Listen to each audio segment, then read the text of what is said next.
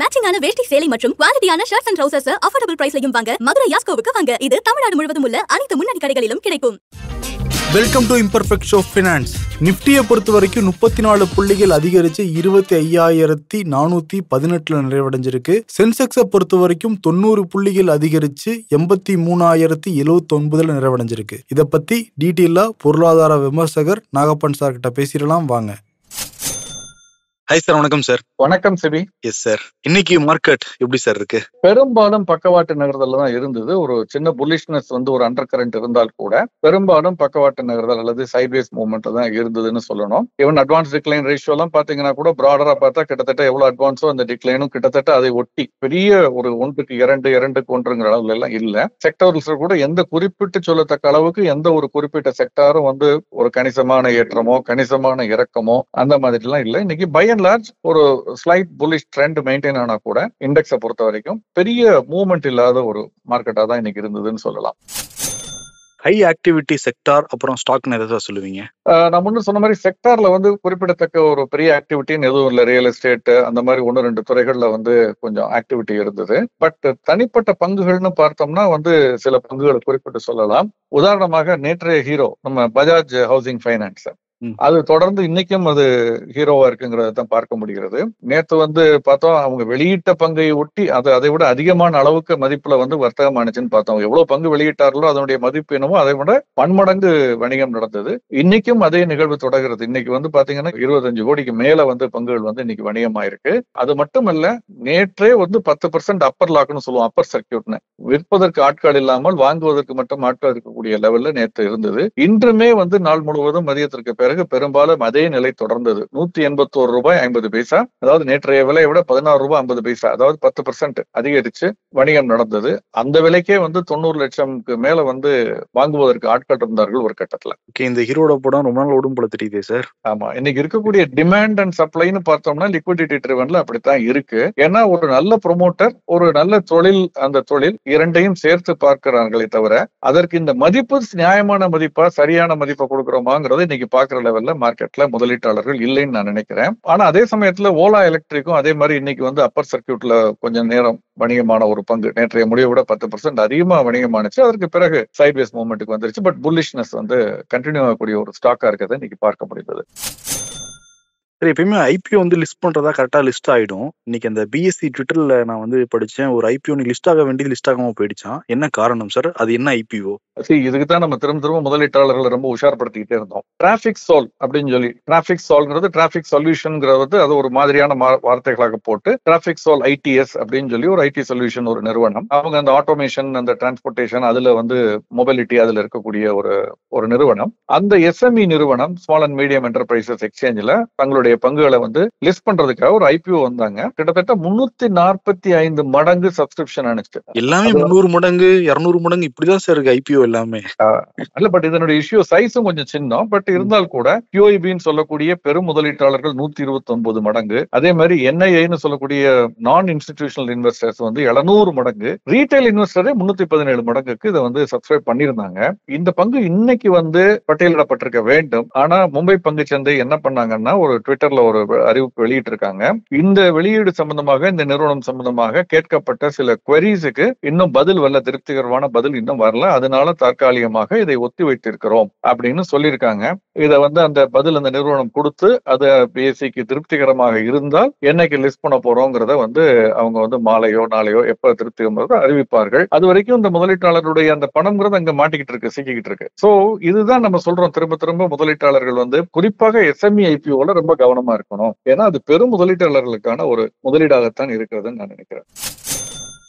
Sir, இந்த promoters dividend இதை பத்தி நான் ஒரு செய்தி படிச்சேன். அதிகமா டிவிடெண்ட் தர கம்பெனினா இது சார்? இன்னைக்கு ப்ரொமோட்டர்ஸ்லயே அதிகமாக டிவிடெண்ட் ரிசீவ் பண்ணக்கூடியவங்க ஒரு தனி நபர் அல்ல, அது ஒரு நிறுவனம், டாடா சன்ஸ். அந்த நிறுவனம் அவங்க சொந்தமா வைத்திருக்கக்கூடிய நிறுவனங்கள் டாடா, அதுல பெரும்பான்மையான டிவிடெண்ட்ங்கிறது டிசிஎஸ்ல தான் வருது. அது போக மற்ற நிறுவனங்கள்லாம் அதுல டிவிடெண்ட் கொடுக்குறாங்க. அந்த டிவிடெண்ட் எல்லாம் டாடா சன்ஸ்ங்கிற அந்த நிறுவனத்துக்கு 36,000 கோடி போன வருஷம் டிவிடெண்ட் போயிருக்கு. தனி நபர்னு எடுத்துக்கிட்டோம்னா ஆசிஸ் பிரேம்ஜி விப்ரோ நிறுவனத்தினுடைய உரிமையாளர், அதனுடைய பெரும்பகுதி பங்குகளை அவர் தான் வைத்திருக்கிறார். பங்குச்சந்தையில பட்டியலிடப்பட்டு வணிகமாகிறது மிக குறைவான அளவுதான் பங்குகள். அவருக்கு 9,131 கோடி டிவிடெண்ட் போனதாக தகவல். ஆனா அதுல ஒரு விஷயத்தை கவனிக்கணும். அந்த 9,131 கோடியில அந்த பங்கு பைபேக்னு சொல்லுவோம், அதுல வந்து தொகையும் அடங்கும். அதனால இது ரெண்டையும் தவிர்த்துட்டு ஒரு தனி நபருக்கு டிவிடெண்ட் அதிகமா வந்துச்சு அப்படின்னு பார்த்தோம்னா ப்ரொமோட்டர்ஸ்ல சிவ் நாடார் HCL டெக்னாலஜி நிறுவனத்தினுடைய ப்ரொமோட்டர், அவருக்கு 8,500 கோடி ரூபாய்க்கு மேல டிவிடெண்ட் வந்திருப்பதாக தகவல் வெளியாகி இருக்கிறது.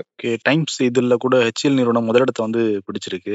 HCL நிறுவனம் தொடர்ந்து இனிமேட்டு வந்து பங்குகள் அவங்களோட விலை எல்லாம் அதிகரிக்க வாய்ப்பு இருக்கா சார்? சரி, நம்ம சொன்ன மாதிரி ஒரு தனி நிறுவனத்தினுடைய விலை பத்தி நம்ம பேச முடியாது. பட் HCL டெக் அந்த நிறுவனம் வந்து டைம் அந்த பத்திரிகை வந்து அவங்களுடைய 2024 ஆண்டுக்கான உலகத்தில் தலை சிறந்த நிறுவனங்கள் அப்படின்னு சொல்லி துறை வாரியாக ஒரு லிஸ்ட் வெளியிடுவாங்க. அதுல இந்த ப்ரொஃபஷனல் சர்வீசஸ்ங்கிறதுல பார்த்தோம்னா சர்வீஸ் அளவுல அது வந்து 10வது இடத்துல இருக்கு. இந்தியாவை தலைமையிடமாக கொண்டு செயல்படக்கூடிய நிறுவனங்கள்ல முதலாவதாக இருக்கிறது அந்த HCL டெக் நிறுவனம்ங்கிறது. இது வந்து நிச்சயமாக ஒரு பெருமளிக்கக்கூடிய ஒரு விஷயம் மட்டுமல்ல, முதலீட்டாளர்களுக்கு மகிழ்ச்சி அளிக்கக்கூடிய ஒரு விஷயம். இந்த IT நிறுவனங்கள் டாப் 5 நிறுவனங்கள்ல பார்த்தோம்னா தொடர்ந்து அதிக அளவுல டிவிடெண்ட் கொடுக்கக்கூடிய நிறுவனமாகவும் பல ஆண்டுகளாக இந்த நிறுவனம் இருந்து வருகிறது. இந்த விலை இப்போதைக்கு உச்சமா குறைவாங்கிறதெல்லாம் முதலீட்டாளர்கள் வந்து ஆராய்ந்து முதலீடு செய்யறது நல்லது.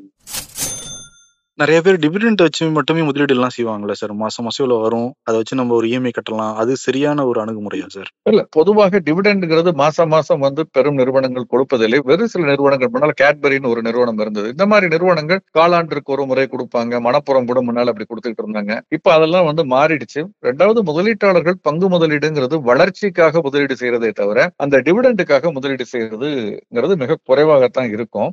அப்படியே டிவிடெண்ட் வந்தாலும் அந்த விலையோடு ஒப்பிட்டு பார்க்கும் பொழுது, அந்த பங்குகள் நம்ம வாங்கக்கூடிய விலையோடு ஒப்பிட்டு பார்க்கும் பொழுது வரக்கூடிய வருவாய் ஈல்டுங்கிறது மிக குறைவாக இருக்கும். உதாரணத்துக்கு சென்செக்ஸோ நிப்டியோ எடுத்துக்கிட்டீங்கன்னா, நிப்டியில் இருக்கக்கூடிய 50 பங்குகள் தரக்கூடிய முதலீடுங்கிறது அந்த விலையோடு ஒப்பிட்டு பார்த்தோம்னா, நம்ம அதை வாங்கும் பொழுது அந்த 50 பங்குகளை வாங்குறோம், அதுல வரக்கூடிய வருவாய்னு பார்த்தோம்னா கிட்டத்தட்ட 1% அல்லது 1.1% தான் நமக்கு ரிட்டர்ன் அல்லது ஈல்டுங்கிறது இருக்கும் அந்த டிவிடெண்ட் கணக்கு போட்டு பாத்தீங்கன்னா.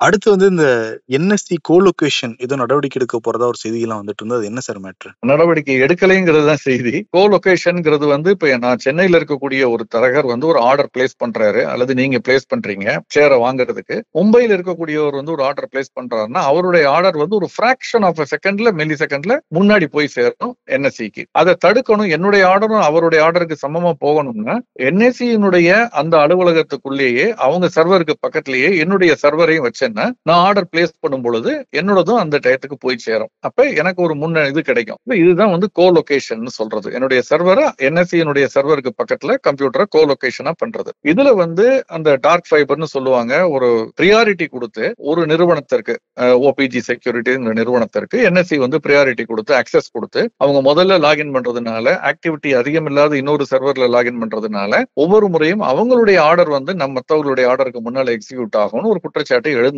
இது எழுந்து கிட்டத்தட்ட 9-10 ஆண்டுகளாக போகுது. 2014-15 இருந்து அல்லது 16 இருந்து நினைக்கிறேன். அந்த இதற்கு பிறகு இதை இன்வெஸ்டிகேட் பண்ணிக்கிட்டே இருக்காங்க. இப்போ ஒரு வழியாக இப்ப என்ன முடிவுக்கு வந்திருக்காங்கன்னா, அந்த முடிவு என்னன்னா, அந்த முறைகேடு நடக்கவில்லைன்னு சொல்லல, அந்த தவறு நடந்திருக்கிறது. ஆனால் அந்த முறைகேட்டால் அல்லது அந்த தவறால் யாரும் பலனடையவில்லை, பலனடைந்ததற்கான சான்றுகள் இல்லை அப்படின்னு சொல்லி ஒரு வினோதமான ஒரு செபியினுடைய இந்த தீர்ப்பு வந்து ரொம்ப வித்தியாசமான ஒரு தீர்ப்பா இருக்கு. தவறு நடந்திருக்கிறது. நான் ஒரு உதாரணம் சொல்றேன். ஒரு ஒன்வேல நம்ம போறோம். அப்போ ஒரு போலீஸ்காரர் வந்து நம்மளை கவனிக்காம டீ சாப்பிட்டுக்கிட்டு இருக்காரு, அல்லது நம்மளை பார்த்துட்டு விட்டுட்டாரு. அப்ப பிளையிங் ஸ்குவாட் வந்து 2 பேரையும் பிடிக்கிறாங்க. போலீஸ்காரரை நீ ஏன் விட்டான்னு கேக்குறாங்க, என்ன நீ ஏன் போனான்னு கேக்குறாங்க. அப்ப வந்து விசாரணை செஞ்சுட்டு அந்த பிளையிங் ஸ்குவாட் வந்து, இல்ல இந்த இவர் உள்ள போனதுனால, ஒன்வேல போனதுனால அந்த போலீஸ்காரருக்கு லஞ்சம் எதுவும் கொடுக்கல, அவர் எதுவும் பலன் பெறவில்லை அப்படின்னு சொல்லி அவரை வெளியே விடுறது, அவர் மேல ஆக்ஷன் எடுக்காம இருக்குதுங்கிறது எப்படியோ கிட்டத்தட்ட அதற்கு நிகராத்தான் நான் இதை பாக்குறேன். தவறு நடந்திருக்கிறது, அதனால யாரும் பலனடையலையே அல்லது அதற்கான சான்றுகள் கிடைக்கலைங்கிறதுக்கு நடவடிக்கை எடுக்காம இருக்குங்கிறது பின்னால வேறு பல சிக்கல்களுக்கு வழிவகுக்கலாம். தெரியல, அவங்க எல்லாம் படித்த விவரமானவர்கள் என்ன அடிப்படையில் அதை எடுத்திருக்காங்கிறத நம்ம பார்க்கணும். ஆமா, இது வந்து ஒரு எக்ஸாம்பிளா மாறிச்சுன்னா நிறைய பேர் இதே தவிர செய்ய கூட வாய்ப்பு இருக்குல்ல சார் எதிர்காலத்துல? அதுதான் என்னுடைய கவலை. இப்போ இது செபி NSE பற்றியது.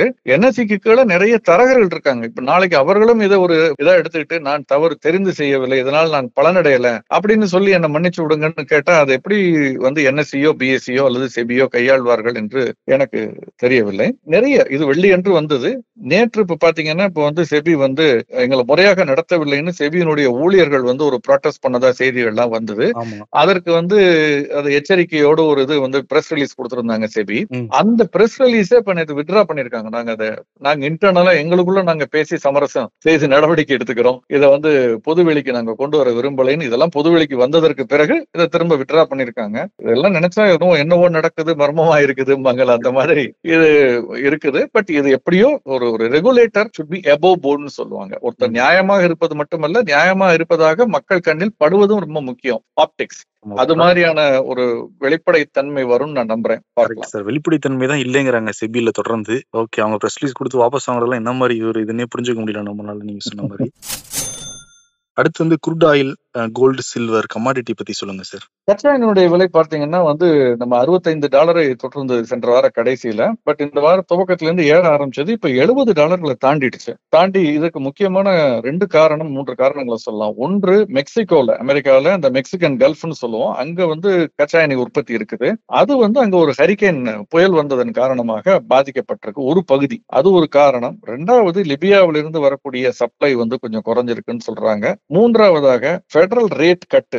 மத்திய ரிசர்வ் வங்கி, அமெரிக்காவுடைய ரிசர்வ் வங்கி வந்து அவங்களுடைய வட்டி விகிதம் குறைப்பு குறித்த அறிக்கையை வந்து விரைவில் வெளியிட இருக்கிறாங்க இந்த வாரம், நாளை. அது வந்தால் வட்டி விகிதம் ஒருவேளை 0.5% குறையும் என்ற எதிர்பார்ப்பு இருக்கிறது. இது வந்து உறுதி செய்யப்படாத ஒரு எதிர்பார்ப்பு. அது அப்படி குறைந்தால் வேறு அசட் கிளாஸஸுக்கு அது மூவ் ஆகும். அப்படி மூவ் ஆகும் பொழுது அது கச்சா எண்ணெயாக இருக்கலாம். அந்த பணத்தை வந்து, ஏன்னா வட்டி விகிதம் குறையும் பொழுது வங்கியிலிருந்து அங்க இருக்கக்கூடிய டெட், கடன் பத்திரங்கள் இருந்து பணத்தை எடுத்து அதை மற்ற அசட் கிளாஸ்ல முதலீடு செய்வார்கள். அப்படி எதுல முதலீடு செய்ய முடியும்? ஒன்று கச்சா எண்ணெய், அதனுடைய விலை இப்ப $70 தாண்டி இருக்கிறது. 2வது எதுல இருக்க முடியும்? தங்கம் மற்றும் வெள்ளியில் இருக்கலாம். அந்த மாதிரி பார்க்கும் பொழுது தங்கத்தினுடைய விலை புதிய உச்சத்தை தொட்டிருக்கிறது. நேற்று தொட்டது, இன்றும் அதனுடைய விலை வந்து புதிய உச்சத்தை தொட்டிருக்கிறது. சர்வதேச சந்தையில $2600 தாண்டி வணிகம் நடந்து வருகிறது. வெள்ளியினுடைய விலையுமே அதே மாதிரி $31 அருகாமையில் வணிகம் நடந்து வருகிறது. இது எல்லாமே வந்து முன்னெப்போதும் தொடாத ஒரு உச்சத்தை தொட்டிருக்கிறது. இதற்கு நேர்மாறாக இப்ப நம்ம உள்ளூர் சந்தை எடுத்துக்கிட்டோம்னா MCX சந்தையில இந்த அளவுக்கு, இதே அளவுக்கான ஒரு பிரதிபலிப்பை தங்கம் மற்றும் வெள்ளியினுடைய விலையில நாம் பார்க்க முடியவில்லை. அதுக்கு என்ன சார் காரணம்?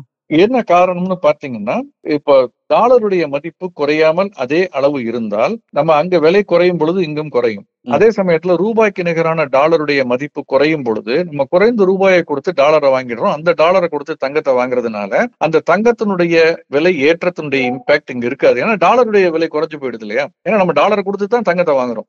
டாலருடைய மதிப்பு குறையும் பொழுது தங்கத்தினுடைய விலை ஏறினதுக்கு நிகரா அது சரி செய்யப்பட்டு விடுகிறது. அதனால இன்னும் சொல்ல போனா இன்னைக்கு தங்கத்தினுடைய விலை வந்து ஒரு 0.25% MCX சந்தையில குறைந்திருப்பதை பார்க்க முடிகிறது. ஏன்னா ரூபாய்க்கு நிகரான அமெரிக்க டாலருடைய மதிப்பு தொடர்ந்து $84 மேல் அல்லது $84 ஒட்டி இருந்து வந்தது வாரக்கணக்காக. இன்னைக்கு பாத்தீங்கன்னா அது $83.75 என கிட்டத்தட்ட 25 பைசா இறக்கத்துல வணிகம் நடக்குது. அப்ப இதனுடைய தாக்கம் தான் அந்த உள்ளூர் சந்தையை பொறுத்த வரைக்கும் தங்கம் மற்றும் வெள்ளியினுடைய விலை அதிகரிக்காமல் இருப்பதற்கான காரணமாக நான் பார்க்கிறேன்.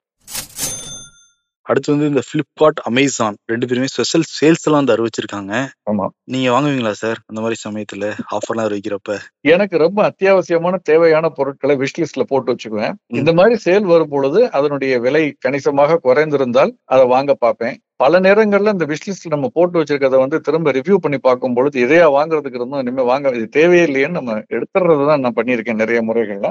அதனால இது எப்படின்னா, ஆடி சேல் அப்படின்னு, ஆடி மாதம்ங்கிறது வந்து வியாபாரம் ஆகாதுங்கிறதுனால ஆரம்பிச்ச ஒரு சேல். அதை சேலை பிரபலப்படுத்திட்டாங்க. Deepavali sale, Christmas sale, new year sale, independence day sale, Christmas sale, அப்புறம் இந்த வெளிநாடுகள்ல வந்து தேங்க்ஸ் கிவிங் அந்த டயத்துல இருக்கக்கூடியது, பிளாக் ஃப்ரைடே, இந்த மாதிரியான சேல்ஸ் எல்லாம் நடக்குது. இது எல்லாமே ஒண்ணு புரிஞ்சுக்கணும். இந்த நிறுவனங்களை, கார்பரேட் நிறுவனங்கள் நம்ம பர்ஸ்ல இருக்கிறத கொள்ளையடிக்க பாக்குறாங்க. யோகியம் வர்றான் செம்பெடுத்து வை அப்படிமா, அந்த மாதிரி நம்ம பேசிக்கிட்டு இருக்கிறத விட நம்ம அவங்களுடைய வேலையை செய்யறாங்க. அவங்களுடைய இது வந்து அவங்க பங்குதாரர்களுக்கு, அவங்களுடைய முதலாளிகளுக்கு அவங்க நியாயமா இருக்கணும், வியாபாரத்தை அதிகப்படுத்தணும், விற்பனை பண்ணணும். நம்மளுடையது என்ன முக்கியமா, ஒரு முதலீட்டாளராக, ஒரு பொறுப்பான முதலீட்டாளராக நம்ம எதுல கவனம் செலுத்தணும்னா, நம்முடைய பணத்தை பெருக்க வேண்டும், முதலீட்டை பெருக்கணும். அதுக்கு முதல்ல முதலீடு வேணும். அந்த முதலீடு எங்கிருந்து வரும்? நம்முடைய வருமானம் அதிகரிக்க வேண்டும். அதற்கான ஸ்கில் செட்ஸை வளர்த்துக்கணும். அதோட முக்கியமா அப்படி வரக்கூடிய வருமானத்தை ஸ்பில்லோ அப்படியே சிதறி போகாமல் பாதுகாப்பாக ரொம்ப அத்தியாவசியமான பொருட்களுக்கு மட்டும் செலவு செய்து சேமிப்பை அதிகப்படுத்துவதன் மூலமாகத்தான் இந்த முதலீட்டை அதிகப்படுத்தி அந்த முதலீட்டை பெருக்க முடியும். அப்ப இப்ப சேமிப்பை அதிகப்படுத்தணும்னா செலவை கட்டுக்குள் வைக்க வேண்டும்.